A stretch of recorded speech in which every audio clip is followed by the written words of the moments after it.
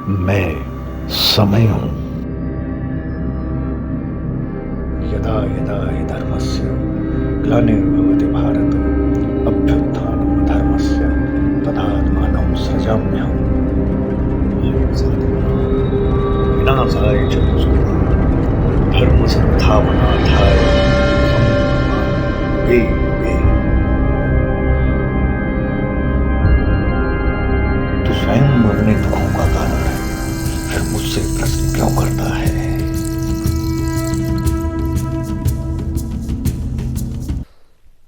ओम श्री परमात्मने नमः। श्रीमद् भगवद गीता छठा अध्याय। हमारा गुरु भगवान को नमन है। आप सभी संतों को, भक्तों को प्रेम भरा वंदन है, अभिनंदन है।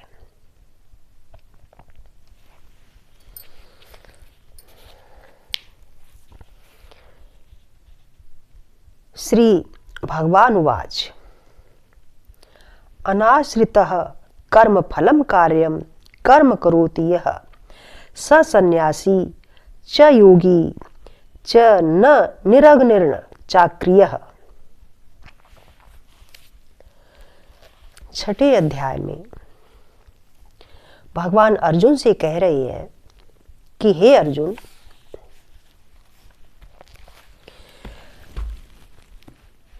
जो पुरुष करने योग्य कर्म अर्थात जो ठीक ठीक कर्म होते हैं, जो करने योग्य कर्म होते हैं, उन कर्मों को करता है और फल की इच्छा नहीं रखता है, वह सन्यासी है और योगी है। और जो पुरुष केवल अग्नि को त्यागने वाला, वह सन्यासी नहीं है। अर्थात जैसे अभी जाड़ा है और अग्नि त्याग दी, वस्त्र त्याग दिए और अग्नि और वस्त्र त्याग करके जल में खड़ा है, तो जल में खड़े होकर के तप कर रहे हैं, तो ये न तो करने योग्य कर्म है और न ही यह त्यागने योग्य कर्म है।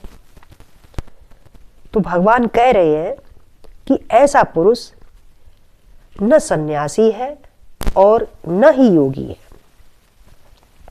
और जिसने संकल्पों को अर्थात इच्छाओं को, कामनाओं को नहीं त्यागा है और कामनाओं इच्छाओं सहित कर्म को कर रहे हैं, वह भी सन्यासी नहीं है। अब भगवान कह रहे हैं कि समत्व बुद्धि रूप योग में आरूढ़ अर्थात समता योग में स्थित, सम स्थिति वाला पुरुष, मननशील विचारशील पुरुष निष्काम भाव से कर्म करता हुआ, संकल्प रहित होकर के, न कोई इच्छा है न कोई कामना है और कर्म को अच्छे से कर रहा है, संकल्प रहित होकर के कर रहा है और अच्छी तरह योग में स्थित होकर के कर रहा है, योग में स्थित हो जाता है, वह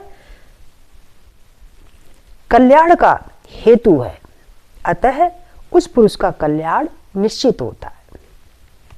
जिस समय में पुरुष न तो इंद्रियों के भोगों में आसक्त होता है, न कर्मों में आसक्त होता है और न संकल्पों का त्यागी है, उस समय में योग में स्थित हुआ योगी पुरुष कहा जाता है।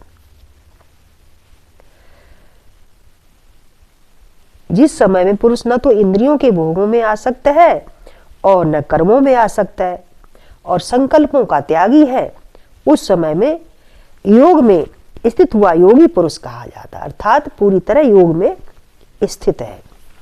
योग में स्थित हुआ पुरुष कल्याणकारी है। इसलिए मनुष्य को चाहिए कि संसार समुद्र से अपना कल्याण स्वयं करे, अपनी आत्मा को अधोगति में ना पहुंचावे, क्योंकि यह जीवात्मा खुद ही तो अपना शत्रु है और खुद ही अपना मित्र है। जीव के कल्याण में कोई दूसरा हमारा न शत्रु है और ना ही मित्र है। हमारा कल्याण हम स्वयं अपने द्वारा ही कर सकते हैं। जिस जीवात्मा ने मन और इंद्रियों सहित अपना शरीर जीत लिया है वह अपना ही मित्र है, और जिसने मन इंद्रियों सहित शरीर को नहीं जीता है और वही अपना शत्रु है। अब कह रहे हैं भगवान कि हे अर्जुन, सर्दी गर्मी मान अपमान सुख दुख आदि में जिसके अंतःकरण की वृत्तियां यह सभी कारणों को सहने में समर्थ हो जाती हैं, समर्थ हो चुकी होती हैं, अर्थात सभी विकारों रहित हो चुका है, ऐसे स्वतंत्र आत्मा वाले पुरुष के ज्ञान में सम्यक अर्थात सभी तरफ से सच्चिदानंद घन परमात्मा ही रह जाता है। उसके ज्ञान द्वारा मुझ परमात्मा के सिवा कुछ और शेष नहीं रह जाता है। अब भगवान कह रहे हैं कि ज्ञान के द्वारा अंतःकरण पवित्र हो गया है, जिसका विकार रहित हो गया है अंतःकरण जिसका, और जो अच्छी तरह जिसने इंद्रियों को जीत लिया है उसके लिए मिट्टी पत्थर सोना एक समान है, और वह योगी है और भगवत प्राप्ति वाला है। अब आगे भगवान कह रहे हैं कि जो पुरुष सुहृद मित्र बैरी उदासीन द्वेष वाला धर्मात्मा और पापियों में सभी में प्रत्येक जीव में समता का भाव वाला समान भाव रखने वाला अर्थात सभी को एक साथ समझने वाला है, वह अति श्रेष्ठ योगी है। आगे भगवान कह रहे हैं कि जिसने मन इंद्रियों से शरीर जीत लिया है और वासना रहित हो चुका है, संग्रह रहित हो चुका है, कुछ इकट्ठे करने की भी इच्छा कामना नहीं है, अर्थात अपने लिए कुछ भी इकट्ठा करने की इच्छा से रहित हो चुका है, ऐसा योगी एकांत स्थान में रहकर अपनी आत्मा को मुझ परमात्मा के ध्यान में लगाए, अर्थात सब तरफ से मुझे ही भजे। शुद्ध भूमि में कुशा बिछा करके या मृगशाला या शुद्ध वस्त्र का आसन जो न बहुत ऊंचा हो और न बहुत नीचा हो, उस आसन पर बैठ करके मन को एकाग्र करके चित्त और इंद्रियों को वश में करके अंतःकरण की शुद्धि के लिए अभ्यास करे। 13वें श्लोक में भगवान कह रहे हैं कि आसन की विधि बता रहे हैं कि इसकी विधि इस प्रकार है कि काया अर्थात शरीर, सिर, ग्रीवा अर्थात गर्दन को समान और अचल अर्थात हिले डुले नहीं, इधर उधर गर्दन ना हिले और अचल दृढ़ होकर के और इधर उधर देखे भी नहीं, और नासिका के अग्रभाग में देख करके और मेरा ध्यान लगाएं। ये आसन की स्थिति भगवान ने बताई है। अब भगवान बता रहे हैं कि स्थिर परिस्थिति हो जाने के बाद ब्रह्मचर्य में स्थित रहता हुआ अर्थात मन इंद्रियां इधर उधर ना जाएं, भय रहित हो, अच्छी प्रकार शांत अंतःकरण वाला, सावधान होकर के मन को वश में करके अपने चित्त में मुझे ही धारण करके और स्थिर हो जाए, ऐसी स्थिति बना ले। इस प्रकार अपनी आत्मा जो मेरे स्वरूप में लगाता हुआ स्वाधीन मन वाला योगी परम आनंद पराकाष्ठा वाली शांति को प्राप्त होता है, अर्थात अपनी आत्मा से भगवान के स्वरूप का चिंतन करे, भगवान के स्वरूप में मन लगाए, ऐसा योगी परमानंद पराकाष्ठा वाली शांति को प्राप्त हो जाता है। परंतु हे अर्जुन, यह योग न तो बहुत खाने वाले का लगता सिद्ध होता है और न कम खाने वाले का सिद्ध होता है, न बहुत नींद लेने वाले का सिद्ध होता है, न बहुत जागने वाले का सिद्ध होता है। यह योग यथा योग्य, यथा योग्य यानी कि हर काम सही सही, ठीक ठीक। यथा योग्य आहार हो, जिसका आहार विहार यथा योग्य हो, यथा योग्य कर्मों की चेष्टा हो, यथा योग्य सोने जागने वाला हो, उसी का ये योग सिद्ध होता है। अर्थात कहने का तात्पर्य है कि हर क्रिया को ठीक ठीक ही करें। अब भगवान कह रहे हैं कि इस प्रकार योग के अभ्यास से अत्यंत वश में किया हुआ चित्त हो जाता है और भली प्रकार संपूर्ण कामनाओं इच्छाओं से रहित हुआ पुरुष योगी कहलाता है। जिस प्रकार वायु रहते स्थान में दीपक की लौ चलायमान नहीं होती, हिलती डुलती नहीं है, ऐसी ही उपमा जीते हुए चित्त वाले योगी की बताई गई है कि योगी का भी योग में, साधना में चित्त इधर उधर भागता नहीं है। अब भगवान कह रहे हैं कि हे अर्जुन, योग की अवस्था में उपराम हुए चित्त वाला योगी ध्यान में अपनी सूक्ष्म बुद्धि द्वारा मुझ परमात्मा का साक्षात्कार करता हुआ परमानंद को प्राप्त होता है। आगे भगवान कह रहे हैं कि इंद्रियों से अतीत हुई बुद्धि वाला, अतीत अर्थात मन बुद्धि इंद्रियों से ऊपर बुद्धि वाला अर्थात जीती हुई इंद्रियों वाला, जितेंद्रिय, अपनी सूक्ष्म बुद्धि द्वारा ग्रहण करने योग्य वह योगी उस आनंद को प्राप्त होता है और भगवत स्वरूप से चलायमान नहीं होता है। अर्थात उस आत्मा का भगवान का, उस आत्मा को भगवान का साक्षात्कार होता रहता है। अब भगवान कह रहे हैं कि इस प्रकार वह पुरुष परमात्मा प्राप्ति के बाद दूसरे किसी भी प्रकार के लाभ में वह लाभ को नहीं मानता है, जैसे धन का लाभ, मान का लाभ, इन चीजों का वो लाभ नहीं मानता है, मान हो इन चीजों में लाभ नहीं मानता है। और भगवत प्राप्ति के बाद बड़े बड़े दुख आ जाने पर भी वह योगी चलायमान नहीं होता है, अर्थात घबराता नहीं है। अब भगवान कह रहे हैं कि जो ऐसा मानता है कि संसार दुख रूप है, उसका ही नाम योग है। इस योग को अर्थात इस साधना को उकता कर, घबरा कर छोड़ना नहीं चाहिए। अतः ऐसी योग वाली स्थिति में भगवान में लगाए चित्त से निश्चय पूर्वक अपने चित्त को टिका देना चाहिए।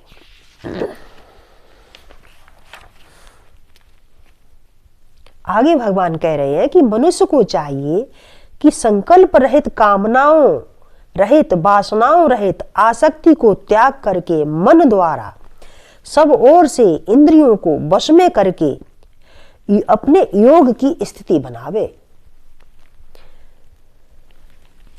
आगे भगवान कह रहे हैं कि जिसका मन वश में नहीं हुआ है उसको चाहिए कि जिन कारणों से मन संसार और पदार्थों में और वस्तुओं में जाता है वहां से साधना के द्वारा इस चंचल मन को बार बार हटा करके, बार बार रोक करके और परमात्मा में ही लगाई। अब भगवान कह रहे हैं कि मन जिसका अच्छी प्रकार शांत हो गया है, पाप रहित हो गया है, रजोगुण शांत हो गया है, ऐसा योगी मुझ परमात्मा को एक ही भाव में स्थित अति उत्तम आनंद को प्राप्त हो जाता है। अब भगवान कह रहे हैं कि वह पाप रहित योगी निरंतर अर्थात लगातार उस परमात्मा में एक ही भाव हुआ परमात्मा को प्राप्त स्वरूप के आनंद का अनुभव करता रहता है। 28वें श्लोक में भगवान कह रहे हैं कि जब कोई पुरुष योग में स्थित अर्थात मेरे ही स्वरूप में स्थित आत्मा वाला हो जाता है तब स्थिति उसके लक्षण कैसे हो जाते हैं, उस समय वह योगी कैसा होता है, अर्थात सभी में एक समान देखने वाला, संपूर्ण जीवित प्राणियों में बर्फ में जल के समान, अर्थात है तो बर्फ लेकिन उसे बड़े बड़े विस्तार से जल ही जल दिख रहा है, सब में समानता दिख रही है। इसी प्रकार तो वह योगी सभी में आत्मा में मुझ परमात्मा का दर्शन कर रहा है। जैसे स्वप्न से जागा हुआ पुरुष संसार को स्वप्न की तरह देखता है। अब भगवान कह रहे हैं कि जो मनुष्य संपूर्ण भूतों की अर्थात सभी प्राणियों में मुझ वासुदेव को ही देखता है, उसके लिए मैं कभी अदृश्य नहीं होता हूं और वह मेरे लिए कभी अदृश्य नहीं होता है। इस प्रकार जो पुरुष एक ही भाव में स्थित होकर के सभी प्राणियों में आत्मा में स्थित मुझ सच्चिदानंद घन वासुदेव जी को भजता है, वह योगी सब प्रकार से बरतता हुआ अर्थात सभी कार्यों को करता हुआ भी उसके अनुभव में मेरे सिवा और कुछ भी नहीं होता है, सिवाय भगवान के और उसके अनुभव में कुछ नहीं होता है। हे अर्जुन, जो योगी अपनी दृष्टि से सभी भूत प्राणियों में समान देखता है, सुख दुख में समान रहता है, वह परम श्रेष्ठ योगी माना गया है। इस प्रकार भगवान के वाक्यों को सुनकर के अर्जुन बोले कि हे मधुसूदन, जो ध्यान योग में अपने समता का भाव, आपने जो समता का भाव कहा है, यह मन चंचल होने के कारण बहुत समय तक ठहरता नहीं है। अब अर्जुन कह रहे हैं कि मन, भगवान से कह रहे हैं कि मन इतना चंचल है कि एक सा रहता नहीं है, ठहरता नहीं है, इधर उधर चलता रहता है।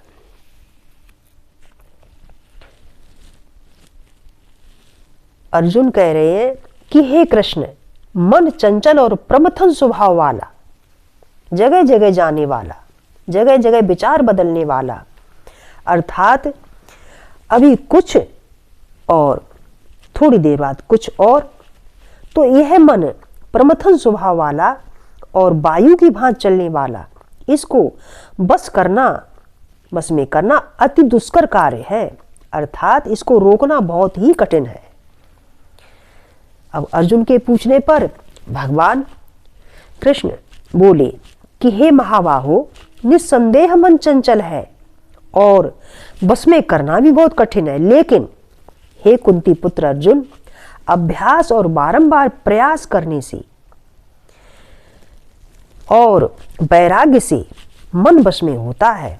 इसलिए भगवान कह रहे हैं कि इस मन को बस में अवश्य करना चाहिए।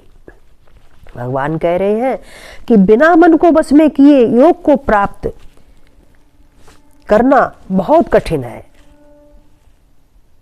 मतलब मन को बस में किए बिना योग प्राप्त होना बहुत कठिन है और स्वाधीन मन वाले, अर्थात मन तुम्हारा अपना है, इसलिए स्वाधीन मन वाले, मन तुम्हारा अपना है, इसलिए प्रयत्न करके मन को बार बार रोक करके और मन को बस में करना चाहिए, और मन को बार बार प्रयास करने पर मन को करना सहज है, ये हमारा मानना है। भगवान कह रहे हैं अर्जुन से कि मन हमारा अपना है, इसलिए इसे बस में अवश्य करना चाहिए और बस में करना सहज है।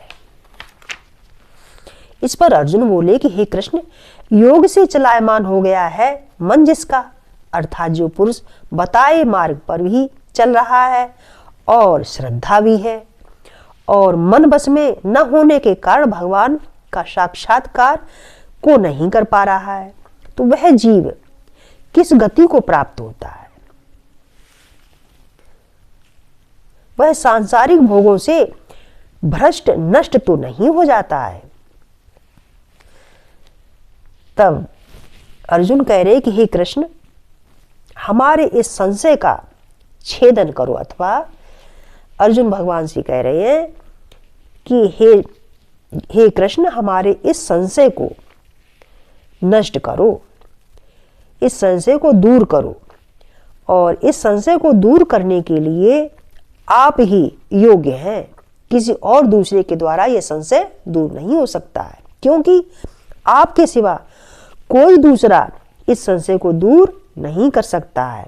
अब भगवान बोले कि हे पार्थ, उस पुरुष का इस लोक और परलोक में नाश नहीं होता है। क्यों?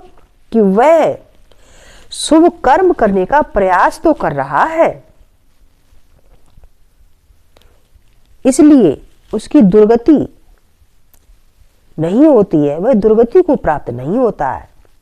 लेकिन ऐसा पुरुष पुण्यवानों के यहाँ स्वर्ग आदि उत्तम लोकों में बहुत वर्षों तक निवास करता हुआ शुद्ध आचरण वाले महान पुरुषों के घर में जन्म लेता है।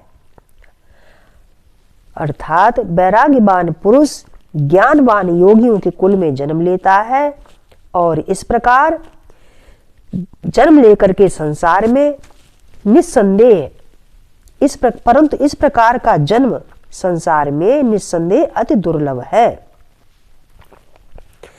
अब भगवान कह रहे हैं कि वह पुरुष जहां पहले जन्म में जो साधन करके आया है, वह पहले के संस्कारों को, पहले किए हुए योग संस्कारों को अनायास इस जन्म में प्राप्त कर लेता है। और हे कुरुनंदन, वह पुरुष उस पहले के किए हुए प्रयास के द्वारा इस जन्म में अच्छी प्रकार भगवत प्राप्ति के लिए प्रयत्न करता है। अब भगवान कह रहे हैं कि ऐसा पुरुष निस्संदेह पहले किए गए प्रयास से भगवान की ओर ही आकर्षित होता है अथवा अच्छे मार्ग पर ही चलता है और भगवान को पाने के लिए ही प्रयासरत रहता है। और समत्व बुद्धि योग का जिज्ञासु अर्थात जिसने पहले जिज्ञासा की थी, वही अब समत्व बुद्धि योग जो वेदों में कहा गया है, वह ऐसा पुरुष सकाम कर्मों का उल्लंघन कर जाता है, अर्थात कर्म में फल की इच्छा नहीं रखता है और भगवत प्राप्ति में अपने मन को लगाता है। अब भगवान कह रहे हैं कि इस प्रकार मंद अर्थात धीमी गति से प्रयत्न करता हुआ योगी भी परम गति को प्राप्त कर लेता है। और जो अनेक जन्मों से अंतःकरण को शुद्ध किया हुआ पुरुष अति प्रयत्न से अर्थात पूरी कोशिश से अभ्यास करता हुआ योगी संपूर्ण पापों से अच्छी तरह शुद्ध होकर के और मुझ परमात्मा को प्राप्त होता है। क्योंकि योगी तपस्वियों से श्रेष्ठ है और शास्त्र के जानने वालों से भी श्रेष्ठ माना गया है और सकाम कर्म करने वालों से श्रेष्ठ माना गया है। इसलिए हे अर्जुन, तू योगी हो जा। योगी अर्थात फल की कामना न रखते हुए निष्काम कर्म करने वाले को भगवान ने योगी कहा है। तो इसलिए अर्जुन से कह रहे कि हे अर्जुन, तू योगी हो जा। अब भगवान कह रहे हैं कि इस पर भी हे प्यारे अर्जुन, संपूर्ण योगियों में भी जो श्रद्धावान होकर के मुझ में लगे हुए हैं और अपनी अंतरात्मा निरंतर अर्थात लगातार जो मेरे को ही भजते हैं, वह योगी मुझे परम श्रेष्ठ हैं और मेरे लिए मान्य है। छठा अध्याय विश्राम।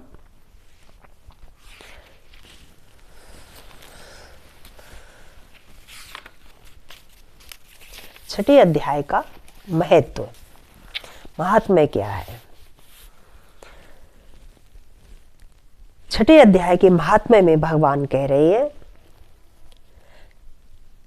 भगवान विष्णु कह रहे हैं लक्ष्मी जी से कि हे सुमुखी, अब मैं छठे अध्याय का महात्म्य बतलाता हूँ, जिसे सुनने वाले मनुष्यों के लिए मुक्ति करतलगत हो जाती है। करतलगत हो जाती है अर्थात मुक्ति इतनी सरल हो जाती है, ताली बजानी होगी, करतलगत हो जाती है। गोदावरी नदी के तट पर प्रतिष्ठानपुर नामक एक विशाल नगर है, जहां मैं पिपलेश के नाम से विख्यात होकर के रहता हूं। और उस नगर में जानश्रुति नामक एक राजा रहते थे, जो भूमंडल की प्रजा को अत्यंत प्रिय थे। उनका प्रताप मार्तंड मंडल के प्रचंड तेज के समान जान पड़ता था। प्रतिदिन होने वाले उनके यज्ञ के धुएं से नंदन वन के कल्प वृक्ष इस प्रकार काले पड़ गए थे कि मानो राजा की असाधारण दानशीलता देख करके वे लज्जित हो गए हों। उनके यज्ञ में प्राप्त पुरोडास के रसास्वादन में सदा आसक्त होने के कारण देवता लोग कभी प्रतिष्ठानपुर को छोड़ करके बाहर नहीं जाते थे। उनके दान के समय छोड़े हुए जल की धारा प्रताप रूपी तेज और यज्ञ के धूमों से पुष्ट होकर के मेघ ठीक समय पर वर्षा करते थे। उस राजा के शासन काल में ईतियों यानी कि खेती में होने वाले जो कीड़े मकोड़े जो उपद्रव होते हैं, 6 प्रकार की ईतियां बताई हैं, उनके लिए कहीं भी थोड़ा भी स्थान नहीं था और अच्छी नीतियों का सर्वत्र प्रसार होता था। और वे बावली कुएं और पोखरे खुदवाने के बहाने मानो प्रतिदिन पृथ्वी के भीतर की निधियों का अवलोकन करते थे।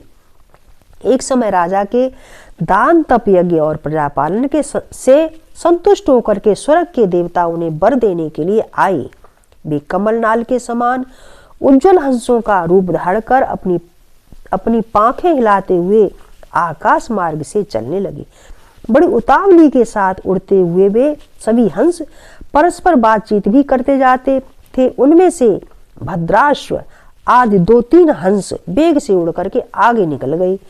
तब पीछे वाले हंसों ने कहा कि आगे जाने वालों को संबोधित करते करते हुए कहा कि अरे भाई भद्राश्व, तुम लोग वेग से चल करके आगे क्यों हो गए हो?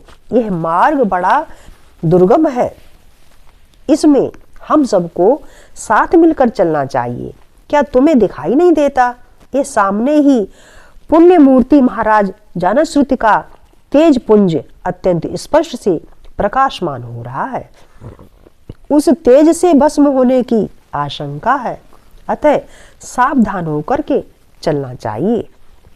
पीछे वाले हंसों के वचन सुनकर के आगे वाले हंस हंस पड़े और उच्च स्वर से उनकी बातों की अवहेलना करते हुए बोले कि हे अरे भाई, क्या इस राजा जानश्रुति का तेज ब्रह्मवादी महात्मा रोएक के तेज से भी अधिक तीव्र है?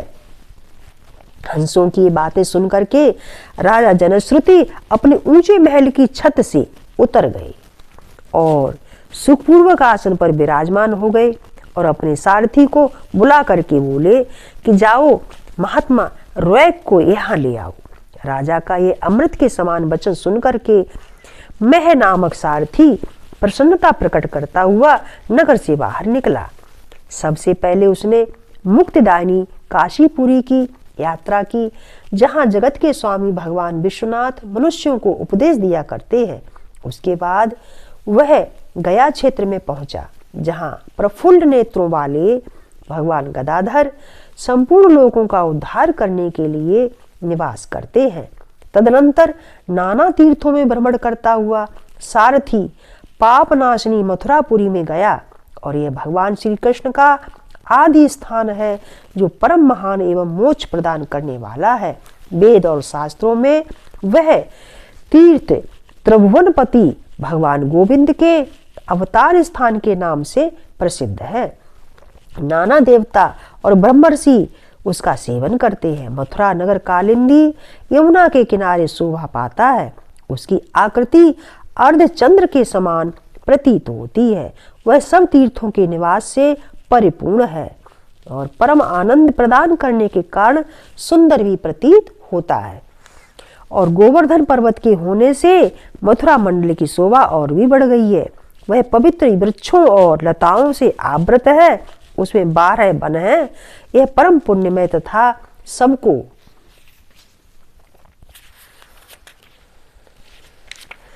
सबको विश्राम देने वाले श्रुतियों के सारभूत भगवान श्री कृष्ण की आधार भूमि है। तत्पश्चात मथुरा से पश्चिम और उत्तर दिशा की ओर बहुत दूर तक जाने पर सारथी को काश्मीर नामक नगर दिखाई दिया, जहां शंख के समान उज्जवल गगनचुंबी महलों की पंक्तियां भगवान शंकर के अट्टहास की भांति शोभा पाती हैं, जहां ब्राह्मणों के शास्त्रीय आलाप सुनकर मूक मनुष्य भी सुंदर वाणी और पदों का उच्चारण करते हुए देवता के समान हो जाते हैं, जहां निरंतर होने वाले यज्ञ धूम से व्याप्त होने के कारण आकाश मंडल मेघों से धुलते रहने पर भी अपनी कालिमा नहीं छोड़ता, जहां उपाध्याय के पास आकर छात्र जन्मकालीन अभ्यास से ही संपूर्ण कलाएं स्वतः पढ़ लेते हैं, तथा जहां मणिकेश्वर नाम से प्रसिद्ध भगवान चंद्रशेखर देहधारियों को वरदान देने के लिए नित्य निवास करते हैं। कश्मीर के राजा माणिक्य देश ने दिग्विजय में समस्त राजाओं को जीत करके भगवान शिव का पूजन किया था, तभी से उनका नाम मणिकेश्वर हो गया था। उन्हीं के मंदिर के दरवाजे पर महात्मा रैक एक छोटी सी गाड़ी पर बैठे अपने अंगों को खुजलाते हुए वृक्ष की छाया का सेवन कर रहे थे। इसी अवस्था में सारथी ने उन्हें देखा और राजा के बताए हुए भिन्न भिन्न चिन्हों से सारथी ने शीघ्र ही रैक को पहचान लिया और उनके चरणों में प्रणाम करके कहा कि हे ब्राह्मण, आप किस स्थान पर रहते हैं? आपका पूरा नाम क्या है? आप तो सदा स्वच्छंद विचरने वाले हैं, फिर यहाँ किस लिए ठहरे हैं? इस समय आपका क्या करने का विचार है? सारथी के वचन सुन करके परम आनंद में निमग्न महात्मा रैक ने कुछ सोचकर उससे कहा, यद्यपि हम पूर्ण काम हैं, हमें किसी वस्तु की आवश्यकता नहीं है, तथापि कोई भी हमारी मनोवृत्ति के अनुसार परिचर्या कर सकता है। रैक के हार्दिक अभिप्राय को आदरपूर्वक ग्रहण करके सारथी धीरे से राजा के पास चल दिया और वहां पहुंच करके राजा को प्रणाम करके उसने हाथ जोड़ सारा समाचार निवेदन किया। उस समय